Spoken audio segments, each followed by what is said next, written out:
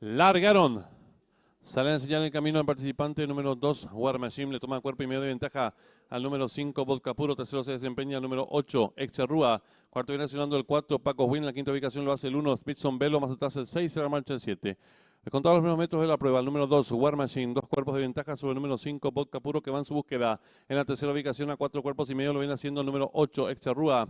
Cuarto mejorando por fuera se desempeña el número 4, Paco Win. Los participantes comienzan a enfrentar el codo con el número 2, War Machine, cuerpo de ventaja sobre el número 5, Vodka Puro, que va resueltamente en su búsqueda. En la tercera ubicación a 5 cuerpos y medio lo hace el número 4, Paco Win. Más atrás se desempeña el número 7, el Despampanante. En la quinta ubicación viene accionando el número 8, Exarrúa, y los competidores de la segunda carrera se aprestan a hacer el ingreso a la recta final.